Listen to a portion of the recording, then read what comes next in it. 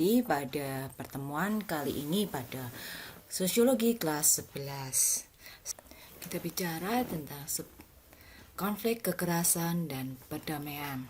Namun sebelumnya kalian subscribe di channel ini, Titik Nuraini.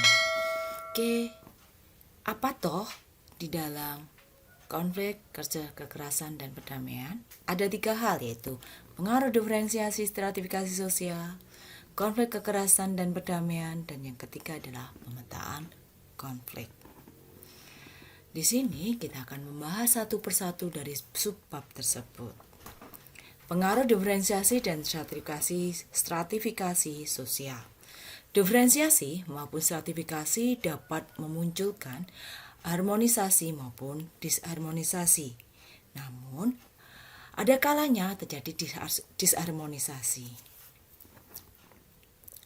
Disharmonisasi akan terjadi bila ada 3 hal, yaitu eksklusivisme, partikularisme, etnosentrisme, dan yang selanjutnya adalah etnosentrisme. Namun, sebelumnya kita bicara eksklusivisme. Pada pertemuan yang kemarin kita sudah berbicara tentang eksklusivisme. Eksklusivisme adalah peran masyarakat yang membatasi gerak seseorang. Karena dia apa? Karena perbedaan jenis kelamin, karena perbedaan kebudayaan, karena perbedaan prinsip, dan yang terakhir adalah karena cacat. Nah, itu akan memunculkan eksklusivisme. Dari pembatasan gerak-gerak tersebut, maka masyarakat individu yang mengalami eksklusivisme, dia nggak bisa bergerak selayaknya seseorang bisa mengaktualisasikan dirinya dalam masyarakat. Kemudian yang kedua adalah partikularisme. Kalau kita bicara partikularisme, kita nggak lepas dengan yang namanya kelompok-kelompok masyarakat dalam kelompok-kelompok masyarakat di dalam masyarakat itu sendiri. Partikularisme akan dimunculkan nanti ada etnosentrisme, primordialisme, kemudian stereotip. Namun di sisi lain, kalau kita bicara tentang partikularisme, eksklusivisme, kita juga bicara tentang politik aliran. Nah, di etnosentrisme kita akan bicara yang namanya seseorang yang berusaha mengagung-agungkan kebudayaan kita. Sementara yang kedua, karena etnosentrisme akan memunculkan yang namanya primordialisme. Karena mengagung-agungkan kebudayaan kita, maka akan berbicara bahwa kita itu pada posisi primordialisme atau mengutamakan kelompoknya, mengutamakan anggota etnonya. Kemudian yang ketiga yaitu ada stereotip. Kenapa dia mengutamakannya? Karena ada perasaan atau prasangka-prasangka buruk yang muncul dalam dirinya. Nah, kalau kita bicara partikularisme, etnosentrisme, kita juga akan berbicara yang bukan etno tapi pada sebuah madhab atau aliran. Namanya adalah politik aliran. Tidak berbeda jauh dengan etnosentrisme dan kawan-kawannya, yang namanya politik aliran juga seperti itu. Politik aliran adalah apa? Aliran yang kita anggota masyarakatnya, anggota individu dalam aliran itu, dia akan loyalitas terhadap yang terlalu tinggi kepada orang lain, terutama kepada pemimpinnya. Sehingga dia dengan percaya diri bahwa pemimpinnya adalah yang paling benar. Dan dia berani mati dengan apa yang dikatakan oleh pemimpinnya tersebut. Nah, kemudian kita bicara lanjutnya adalah konflik dan kekerasan. Kalau kita bicara konflik, itu merupakan perbedaan kepentingan, perbedaan pendirian, dan perbedaan kebudayaan. Nah, faktor konflik itu ada 3, multi etnis, kecemburuan sosial, dan penggunaan kekuasaan berlebihan. Kalau kita bicara tentang etnis, multi etnis di Indonesia itu ada multi etnis. Kemarin dikatakan menurut Uncoroningrat di Indonesia itu ada etnisnya ada 3.000 sekian. Nah, dari itu semua, maka yang akan muncul adalah etnis kita. Kalau kita bicara tentang masyarakat multi etnis, kita akan bicara tentang etnosentrisme itu juga. Nah, itu akan menyebabkan sebuah konflik. Selain itu juga, karena dengan adanya multi etnis yang bermacam-macam, maka akan muncul 3 hal tersebut, etnosentrisme, stereotip, dan primordialisme yang merupakan bagian dari partikularisme dan eksklusivisme. Nah, akan memunculkan sebuah kecemburuan sosial. Mengapa memunculkan sebuah kecemburuan sosial?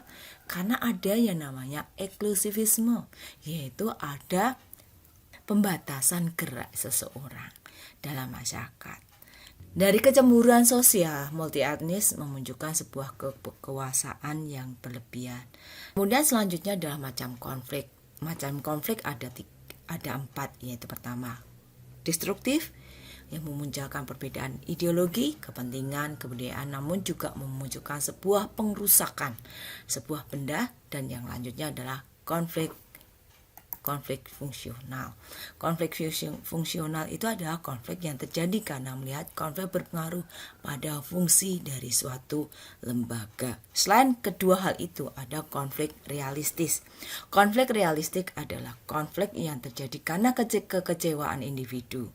Kemudian non-realistis itu karena tujuan saingannya, namun karena sesuatu yang berbeda dari sebuah kebiasaannya. Konflik non-realistis ini konflik yang dia menggunakan dunia lain, sementara konflik yang realistis yang benar-benar ada. Pemecahan konflik itu ada macamnya aja banyak, yaitu ada 7: paksaan, penundaan, bujukan, koalisi, tawar-menawar, mediasi, dan bargaining. Nah, pemecahan konflik ini bisa dilakukan dengan satu kegiatan ataupun banyak kegiatan. Nah, kita bicara tentang yang pertama, pemecahan konflik dengan paksaan, yaitu kita menghindari sebuah konflik, menutup sebuah konflik dengan dipaksa. Kamu harus mau dengan saya, kamu harus menurut dengan kondisi ini. Kalau kamu enggak dikatakan sebagai orang yang melakukan pelanggaran hukum. Nah, jadi kita pengen karena konflik itu ada konflik kepentingan, maka ada kalanya kita harus melaksanakan kepentingan itu yang disepakati bersama, tapi dengan paksaan. Jadi kamu harus manut dengan saya. Kalau kamu nggak manut dengan saya, maka kamu nggak boleh melakukan ini. Yang kedua adalah penundaan. Konflik itu akan terhenti jika ditunda sebuah akar masalah konflik. Kemudian yang ketiga dengan bujukan. Konflik akan terhenti karena ada sebuah bujukan atau rayuan. Jadi ada bukan intimidasi, tapi sebuah 4, yaitu koalisi.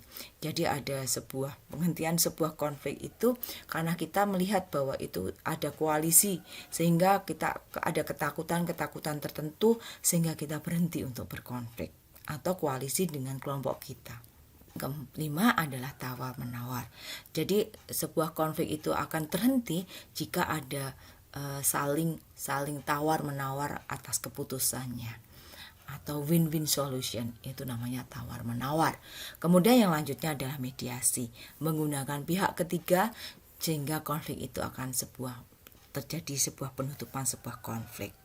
Dan yang terakhir adalah bargaining. Bargaining itu ada bersama dengan tawar-menawar, tapi dengan ada sudah keputusannya. Jadi aku akan memberikan ini jika kamu juga memberikan ini kepada saya. Nah, pemecahan konflik ini bisa dilakukan hanya dalam satu saja, ataupun bisa keduanya, atau banyak sekali. Bisa dilakukan dengan paksaan, dengan tawar-menawar, atau dengan paksaan saja, atau penundaan dengan mediasi, atau bujukan dengan mediasi. Kemudian yang selanjutnya adalah kekerasan. Kalau kita bicara tentang kekerasan, yaitu perilaku yang disengaja maupun tidak disengaja, kemudian yang memunculkan sebuah melukai orang lain, baik secara fisik, psikis, yang berdampak trauma. Kemudian yang selanjutnya adalah kekerasan fisik. Kekerasan fisik yaitu kekerasan yang kelihatan atau tampaknya menampar, sementara kekerasan non-fisik adalah kekerasan yang tidak dilihat, namun apabila dilihat secara jeli termasuk kekerasan, yaitu menghina. Nah, kalau kita bicara tentang kekerasan, jenis kekerasan itu meliputi yaitu ada satu, kekerasan langsung, kekerasan struktural, dan kekerasan kultural. Nah, kalau kita bicara tentang kekerasan langsung, yaitu kekerasan yang benar-benar terjadi secara langsung antara satu orang dengan satu orang lain. Dan itu pun bisa terjadi kekerasan fisik maupun kekerasan non-fisik. Begitu pula yang selanjutnya adalah kekerasan struktural. Kekerasan struktural itu kekerasan karena status sosial yang berbeda. Nah, tapi juga berkali-kali kembali lagi bisa kekerasan struktural itu juga bisa kekerasan fisik maupun kekerasan non fisik. Nah, yang ketiga adalah kekerasan kultural. Kekerasan kultural itu adalah kekerasan karena perbedaan kebudayaan yang muncul karena adanya etnosentrisme atau lebih terkenalnya adalah SARA, suku, agama, ras.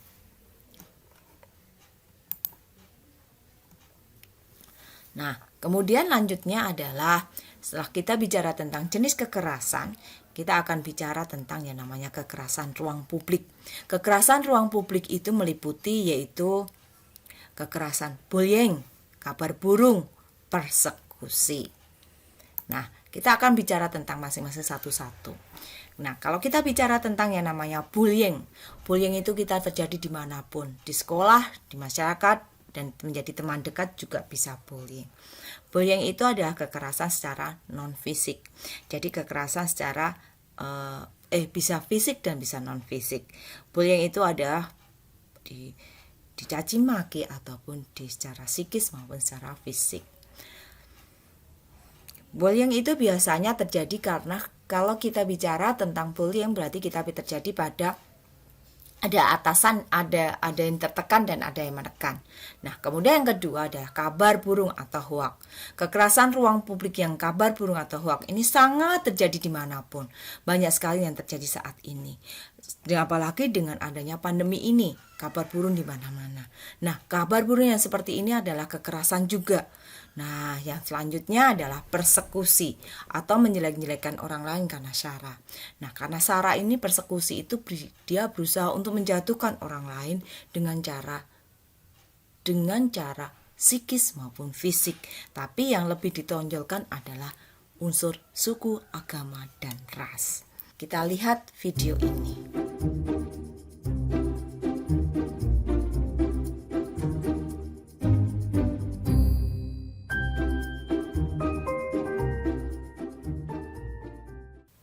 Oke, setelah kalian melihat video tersebut, akhirnya kita tutup dulu pembelajaran kali ini. Sampai jumpa dan jaga kesehatan dan stay at home.